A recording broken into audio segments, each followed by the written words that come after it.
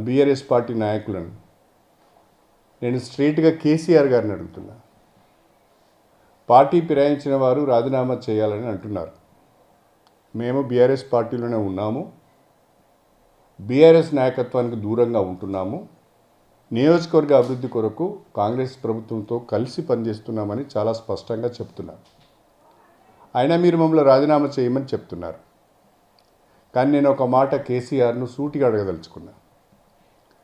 2014 నుంచి 2023 వరకు మీరు ముఖ్యమంత్రిగా ఉన్న సమయంలో ఎన్ని రాజకీయ పార్టీల నుంచి ఎంతమంది ఎమ్మెల్యేలను మీరు పార్టీలోకి తీసుకున్నారు?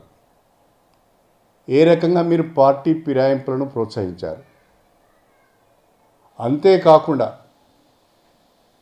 పార్టీ ఫిరాయింపులను ప్రోత్సహించి వాళ్ళను మంత్రులుగా చేసిన చరిత్ర మీది.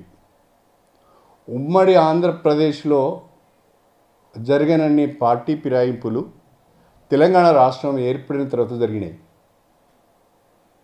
పార్టీ ఫిరాయింపులకు సూత్రధారి మీరు, పార్టీ ఫిరాయింపులను ప్రోత్సహించింది మీరు. తెలంగాణలో ఏ ఒక్క రాజకీయ పార్టీ కూడా ఉండకూడదు అని అన్ని రాజకీయ పార్టీల యొక్క శాసనసభ పక్షాలను పార్టీలో చేర్చుకున్నది మీరు. ఆనాడు మీరు చేసింది నైతికంగా, రాజ్యాంగపరంగా, నైతికంగా, రాజకీయంగా తప్పని మీరు భావిస్తే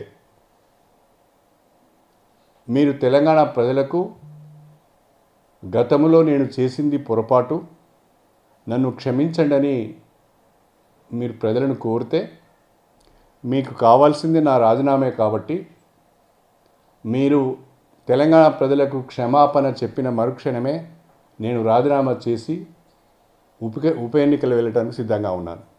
ఆ ధైర్యం మీకుందా అని నేను అడుగుతున్నాను. కేటీఆర్ గారి యొక్క ట్వీట్ ఇప్పుడే చూశాను నేను.